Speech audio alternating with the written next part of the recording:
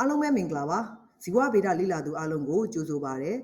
Grade 11စနစ်ဟောင်းဇီဝဗေဒရဲ့ Chapter 4 Part 1အခန်းလေးရဲ့အပိုင်း1ကနေကြိုဆိုလိုက်ပါတယ်ကျောင်းသုံးစာအုပ်မှာစာမျက်နှာနံပါတ်39ကနေ40အထိကိုလေ့လာမှာဖြစ်ပါတယ်အခန်းလေးမှာ the seed and its germination ဆိုပြီးတော့အစေ့နဲ့အစေ့ကနေအပင်ပေါက်ပုံအဆင့်ဆင့်ကိုလေ့လာကြရမှာဖြစ်တယ်အဲ့တော့ကလေးတို့အားလုံးကအစေ့အကြောင်းကိုအစေ့ရဲ့ definition လေးတွေအသီးရဲ့ definition လေးတွေကို chapter 1မှာတော့ကမှတ်ခဲ့ပြီးသွားပြီအားလုံးမှတ်မိတယ်အစေ့ဆိုလို့ရှိရင်အစေ့လောင်းလေးကနေပြီးတော့ကြတော့ကြီးလာမယ်ရင့်မဲ့လာမယ်အသီးလောင်းလေးကနေရင့်မဲ့ပြီးတော့ကြီးလာရင်အသီးရမယ်ဆိုတာသိခဲ့ပြီးသားဖြစ်တယ်အဲ့တော့အစေ့ရဲ့ definition ဆိုရင် fertilize and mature ovule fruit ရဲ့ definition ဆိုရင် fertilize and mature ovaryအဲ့ဒါလေး ovary နဲ့ ovule နဲ့ seed နဲ့ fruit နဲ့ကိုမလွဲအောင်မှတ်မယ်အစေ့မှာအပြင်ဘက်ဆုံးအခွင့်လေးကိုစီကုတ်လို့ခေါ်မယ်အထဲထဲမှာပါတဲ့ပဲကြီးလော်တို့မြေပဲစားလော်တို့မကြီးစေလော်တို့ကိုဝါစားတဲ့နှစ်ချမ်းကွဲလေးကိုကော်တလီတွင်လို့ခေါ်မယ်နောက်ပြောင်းမှုစေ့ရဲ့စကောင်းတဲ့အနှစ်ကလေးတွေထမင်းချက်လိုက်လို့စကောင်းတဲ့အနှစ်ကလေးတွေအဲ့ဒါလေးတွေကစံကိုချက်လိုက်လို့စကောင်းတဲ့အနှစ်ကလေးတွေအဲ့ဒါလေးတွေကကော်တလီတွင်တွေဖြစ်တယ်အဲ့တော့ကော်တလီတွင်ကစပားစေ့တို့ပြောင်းမှုစေ့တို့ဆိုလို့ရှိရင်1တစ်ခုပဲပါမယ်ပဲကြီးလော်တို့မကြီးစေလော်တို့ဆိုလို့ရှိရင်2ခုပါတယ်ဒါကြောင့်1 or 2ကော်တလီတွင် silip လို့လည်းခေါ်မယ်ကော်တလီတွင်လို့လည်းခေါ်မယ်အဲ့ဒါလေးရဲ့ရှေ့မှာ1 or 2လို့ရေးရမယ်နောက်အပင်ပေါက်တဲ့အညောင်ပေါက်တဲ့ဟာလေးရှိတယ်နှစ်ချမ်းကွဲရင်နှစ်ချမ်းရဲ့ခွာကြားလေးကနေပြီးတော့အညောင်လေးထွက်လာတယ်အဲ့ဒီအညောင်ထွက်တဲ့အပိုင်းလေးကို embryo လို့ခေါ်မယ်embryo ကအပင်သရေသားလောင်းလည်း embryo လို့ခေါ်တယ်သတ္တဝါသရေသားလောင်းလည်း embryo လို့ခေါ်မယ်အဲ့တော့အစေ့ရဲ့ definition လေးမှာ fertilize and mature ovule အပြင်သူ့မှာ quantity of ဘာတွေပါလဲဆိုတော့ကြတော့ embryo 1 or 2 cotyledon seed leaf and seed coat ဆိုပြီးတော့အပိုင်း3ပိုင်းပါမယ်ဒါလေးကတော့ seed ရဲ့ definition လေးပါwhat is a seed ဆိုလို့ရှိရင်ဒီ definition လေးရေးပေးရပါမယ်နောက်ထပ်ဆက်ပြီးတော့ကြည့်ရအောင်အစေ့မှာပါတဲ့ကော်တလီတွင်အရေးအတွက်ပေါ်မှာမူတည်ပြီးတော့အစေ့အမျိုးအစား2မျိုးခွဲတယ်ဒိုင်ကော့စီနဲ့မိုနိုကော့စီဒိုင်ကော်တလီဒိုနတ်နဲ့မိုနိုကော်တလီဒိုနတ်ဆိုပြီးတော့နှစ်ပိုင်းခွဲလိုက်တယ်ဒိုင်ကော်တလီဒိုနတ်စီရဲ့ example က bean seed ပဲကြီးစေ့ကို example ပေးထားတယ်မိုနိုကော်တလီဒိုနတ်စီရဲ့ example က maize grain ကို example ပေးထားတယ်အဲ့တော့ဒီအခန်းလေး chapter 4မှာပဲကြီးစေ့နဲ့ပြောင်းမှုစေ့ပဲကြီးစေ့နဲ့ပြောင်းမှုစေ့ရဲ့အတွင်းပိုင်းတိဆောက်ပုံအပြင်ဘက်ပိုင်းတိဆောက်ပုံနောက်အပင်ပေါက်ပုံအစစ်စစ်အဲ့ဒါတွေကိုလေ့လာကြရမယ်အဲ့တော့ပဲကြီးစေ့ရဲ့အပြင်ဘက်ပိုင်းတိဆောက်ပုံအတွင်းဘက်ပိုင်းတိဆောက်ပုံပြောင်းမှုစေ့ရဲ့အပြင်ဘက်ပိုင်းတိဆောက်ပုံအတွင်းဘက်ပိုင်းတိဆောက်ပုံကိုလေ့လာပြီးတဲ့အခါမှာပဲကြီးစေ့ရဲ့အပင်ပေါက်ပုံအစစ်စစ်ပြောင်းမှုစေ့ရဲ့အပင်ပေါက်ပုံအစစ်စစ်ကိုလေ့လာကြမယ်အဲ့တော့အစေ့တွေကိုမျိုးစားခွဲတဲ့နေရာမှာကော်တလီတွင်ကိုကြည့်ခွဲတယ်အပင်ပေါက်ပုံကလည်းကော်တလီတွင်ကိုကြည့်ခွဲတယ်နော်အစေ့တွေမှာကော်တလီတွင်လေးကတရွက်ထဲတစ်ခုတည်းပဲပါတယ်ဆိုလို့ရှိရင်ခုနကပြောသလိုစပားစေ့တို့ပြောင်းမှုစေ့တို့ဆိုရင်မိုနိုကော်တလီဒိုနတ်စီပဲကြီးစေ့တို့နေကြာစေ့တို့လိုမျိုးဆိုလို့ရှိရင်ဒိုင်ကော်တလီဒိုနတ်စီလို့ခေါ်မယ်ဘယ်ဘက်ချမ်းကပုံလေးတွေကဒိုင်ကော့စီတွေညာဘက်ချမ်းကပုံလေးကတော့မိုနိုကော့စီရဲ့ပုံလေးဖြစ်ပါတယ်ဒိုင်ကော့နဲ့မိုနိုကော့နဲ့ကိုခွဲပြီးတဲ့အခါမှာသူတို့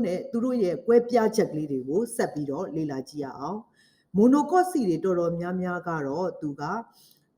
အစေတွင်းစာတွေအပြည့်ရှိတယ်ဒိုင်ကော့ကတော့အစေတွင်းစာရှိခြင်းရှိမယ်မရှိခြင်းမရှိဘူးပေါ့နော်နောက်အမြင့်ထွက်ပုံထွက်နည်းကတော့မိုနိုကော့စီက adventitious type ဖြစ်တဲ့ fibrous root အမျိုးအစားမျိုးထွက်တာများတယ်ဒိုင်ကော့စီကတော့ tap root system ပုံစံမျိုးထွက်တယ်သူ့မှာပါတဲ့ပွင့်ချက်ကလေးတွေရဲ့အရေးအတွက်ကလည်းမတူညီကြဘူးနောက်အရွက်ကလေးရဲ့ပုံသဏ္ဍာန်ကလည်းမြက်မျိုးရင်းတွေလို့ပေါ့နော်မြက်ပုံစံပေါ့မြက်ပင်ပုံစံမျိုးပြောင်းမှုလို့ပုံစံမျိုးအရွက်ရှည်ရှည်မျောမျောလေးတွေကကြတော့မိုနိုကော့စီတွေမှာများတယ်မိုနိုကော့စီရဲ့အရွက်ကရှည်မျောမျောလေးတွေရှိတယ်ဒိုင်ကော့စီကတော့ရွက်ပြားလေးနဲ့အပေါ်မှာရွက်ကြောလေးတွေဖြာထွက်နေတယ်ရွက်ပြားပုံစံရှိတာများတယ်သူ့ရဲ့အလဲမှာရှိတဲ့ရွက်လေကြောမှာပင်စီရဲ့အစာရေကြောအဖွဲ့အစည်းပုံစံလေးကလည်းမိုနိုကော့ဆိုလို့ရှိရင်နေရာအနှံ့ပြမှာပြန့်နှံ့နေတယ်ဒိုင်ကော့ဆိုရင်တော့စကဲလိုအရစ်လိုက်အကွန်းလိုက်ပုံလေးရှိတယ်မိုနိုကော့စီတွေရဲ့ဝတ်မုံလေးကကြတော့အပေါ်မှာဂျမ်ပိုးလေးကတစ်ပေါက်ပဲရှိတယ်ဒိုင်ကော့မှာကြ3ပေါက်ရှိတယ်အပေါ်မှာတော့ပရီတွန့်တယ်လို့အကြောလေးတွေပေါ့နော်အဲ့လိုမျိုးအတွန့်အကြောလေးတွေလည်း ဝတ်မုံလေးမှာပါကြတယ်။နောက်အပင်ပေါက်ပုံလေးကိုကြည့်လိုက်မယ်။ဘယ်ချမ်းကအပင်ပေါက်ပုံလေးကမကြီးစေးတို့ကုတ်ကိုစေးတို့ရှားပေါ့ရှားထနောင်းကုတ်ကိုပေါ့နော်ရှားထနောင်းတို့ရှားပင်ပေါက်တို့ထနောင်းပင်ပေါက်တို့ရဲ့ပုံစံမျိုးဖြစ်တယ်။ညာဘက်ချမ်းကပုံလေးကတော့ပြောင်းမှုတို့စပားတို့ပေါ့နော်အဲ့လိုမျိုးမြက်မျိုးရင်းတွေရဲ့ပုံစံရဲ့ပေါက်ပုံပေါက်လေးဖြစ်တယ်။ကလေးတို့လည်းမြင်မှုလိုက်မယ်အပင်ပေါက်ကလေးတွေမှာမကြီးပင်ပေါက်ဆိုလို့ရှိရင်ကော်တလီတွန်လေးကမြေကြီးပေါ်ကိုပါလာတယ်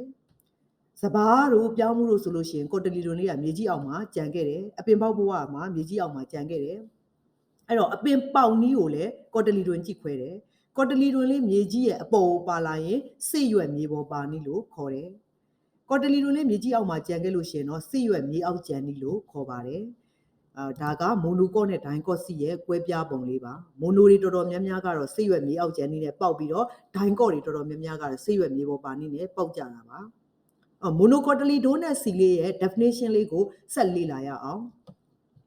တေချာလေးအားဆိုင်ပြီးနားထောင်ထားလိုက်မယ်ဆိုလို့ရှိရင်တမတ်တန်ဖြေရတာလွယ်ကူသွားမယ်နော်အဲ့တော့တမတ်တန်ဖြေရတာလွယ်ကူဖို့အတွက်စာကိုနားလည်သဘောပေါက်အောင်မှတ်သားတဲ့အကျင့်လုပ်ယူရမယ်မိုနိုကော့တလီဒိုနတ်စီကမိုနိုကော်တလီဒိုနတ်စီတွေအားလုံးကအထဲထဲမှာ endospermous အစေတွင်းစာတွေအပြည့်ရှိတယ်။ဘာကြောင့်လဲဆိုတော့သူကကြီးထွားမဲ့တရေသားလောင်းအတွက်အစာတွေကိုအဲ့ဒီ endosperm လို့ခေါ်တဲ့ separate tissue ထဲမှာသို့လောင်းထားလို့အဲ့တော့ endosperm ကိုနာမည်လေးတစ်မျိုးက separate tissue လို့လည်းခေါ်ပါတယ်။ endosperm ထဲမှာအစာတွေကိုသို့လောင်းထားတဲ့အတွက်ကြောင့်မို့လို့သူက endospermous အစေတွင်းစာအပြည့်ရှိကြပါတယ်။နောက်ဒိုင်ကော့စီလေးရဲ့ဒိုင်ကော်တလီဒိုနတ်စီလေးရဲ့ definition လေးဆက်မှတ်ကြစို့ဒိုင်ကော်တလီဒိုနတ်စီမှာတော့တချို့အစေတွေကအစေတွန်းစာရှိပြီးတချို့မှာတော့အစေတွန်းစာမရှိပါဘူး။ဘာကြောင့်လဲဆိုတော့သူကကြီးထွားမဲ့သားလောင်းအတွက်စာတွေကိုကော်တလီတွန်ထဲမှာတူလောင်းထားတာပါ။ endosperm ထဲမှာတူလောင်းတာမဟုတ်ပါဘူး။ separate tissue လို့ခေါ်တဲ့ endosperm လေးထဲမှာတူလောင်းထားတာဒိုင်ကော့စီတွေကမဟုတ်ပါဘူး။ဒိုင်ကော့စီတွေကကြီးထွားမဲ့သားလောင်းအတွက်အစာကိုကော်တလီတွန်ထဲမှာတူလောင်းထားပါတယ်။ဒါကြောင့်တချို့အစေတွေမှာ endospermous ဖြစ်မယ်။တချို့အစေတွေမှာတော့ non endospermous ဖြစ်ပါမယ်။ဒါကဒိုင်ကော်တလီဒိုနတ်စီရဲ့ definition လေးပါ။အဲ့ဒါလည်းပြီးတော့အစေကိုဒိုင်ကော့ရဲ့ example ဖြစ်တဲ့ပဲကြီးစေလေးရဲ့ external structure ကိုဆက်လေ့လာကြစို့ external structure ဆိုတော့အပြင်ဘက်ပိုင်းတိဆောက်ပုံအပြင်ဘက်ကနေကြည့်လိုက်ရင်မြင်ရတဲ့ပုံပေါ့နော်အဲ့တော့စကောထဲမှာချထားတဲ့မြေကြီးပေါ်မှာရှိနေတဲ့ပဲစေရဲ့မြင်ရတဲ့ပုံကိုသူ့ကို front view လို့ခေါ်မယ်လက်ကလေးနဲ့ယူပြီးတော့ထောင်းကြည့်လိုက်မယ်ဆိုရင်တော့ side view ကိုမြင်ရပါမယ်အဲ့တော့ပုံလေးထဲမှာပုံတွေထဲမှာလည်း front view နဲ့ side view လေးကိုနှိုင်းယှဉ်ပြီးတော့ဆွဲထားပါတယ် front view နဲ့ side view လေးမှာ level လေး3ခုပါပါတယ်အပြင်ဘက်ဆုံးကာပါအခွင့်ကြီးကတော့ကလေးတိုင်းသိပါတယ်စီကုတ်နောက်အစေတိုင်းမှာအလဲမှာဘဲဥပုံလိုမျိုးဝိုင်းဝိုင်းကြီးနဲ့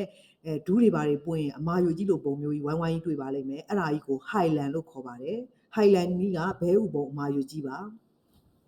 အဲ့ဒီ highland ရဲ့အစွန်းတစ်ဖက်မှာရှိတယ်ထိတ်လေးလေးမှာရှိတယ်အပေါက်သေးသေးလေးကိုတော့ micropine လို့ခေါ်ပါတယ်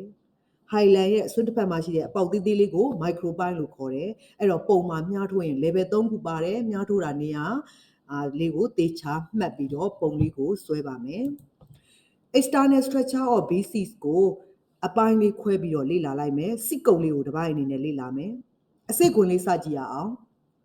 အစိတ်ခွင်လေးမှာပဲကြော်ပိုးတွေဘာတွေမှာပဲညှစ်လို့ရှိရင်အပေါ်ကအခွင်လေးကိုခွာလိုက်တယ်ဆိုလို့ရှိရင်အခွင်လေးကတလွာသေးပါ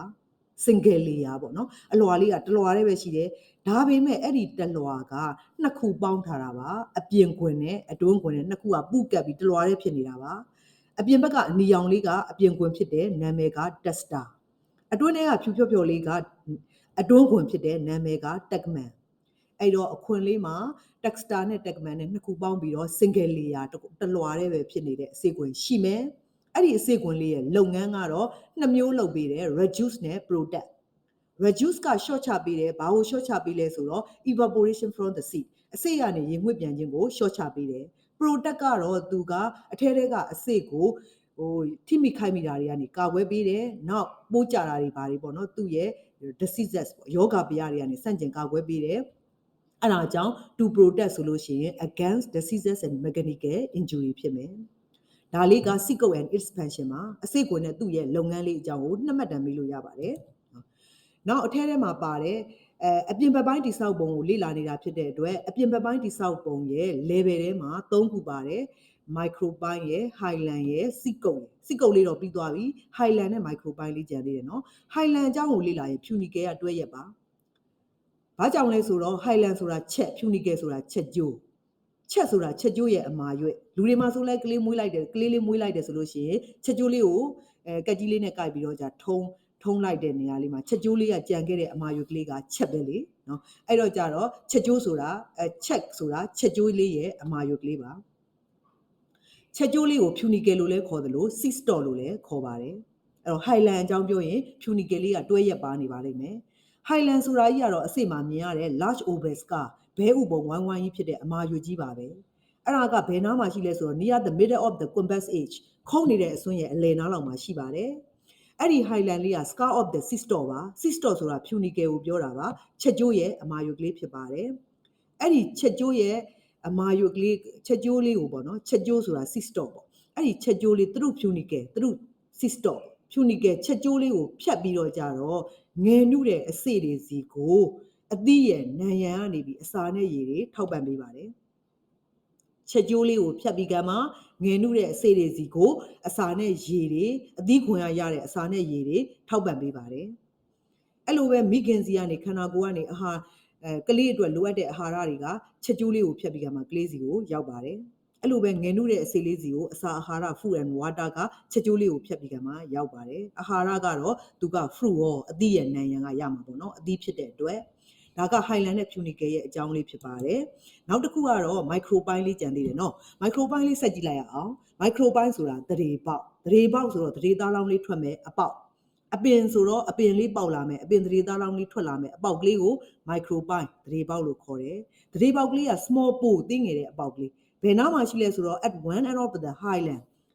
ရဲ့အစွန်းတစ်ဖက်မှာရှိပါတယ်ခုနကတော့ပုံလေးမှာလည်း level တက်ခဲ့ပြီးသားပြီဆိုတော့နေရာလေးကမျက်စိထဲမှာမှတ်မိလောက်တယ်အဲ့ဒီသရေပေါက်ကလေးကဝတ်မုံကူးချိန်ကိုရောက်ရင်ဝတ်မုံကထွက်လာတဲ့ဝတ်မုံပြွန်ပိုလန်ကျူကအဲ့ဒီ micropine ကိုဖြတ်ပြီးကမှ ovule ထဲကိုဝင်လို့ရမယ်အစေလောင်းထဲကိုဝင်လို့ရမယ်ဒါလေးက chapter 2မှာဒီဘဲချမ်းကပုံလေးပုံဆွဲခဲ့ပြီးသားဆိုတော့နားလေသဘောပေါက်ပြီးသားဖြစ်မှာပါအဲ့ဒီတော့ micropine ကဝတ်မုံကူးချိန်ဆိုရင်ပိုလန်ကျူလေးက micropine ကိုဖြတ်ပြီးကမှ ovule ထဲကိုဝင်တယ်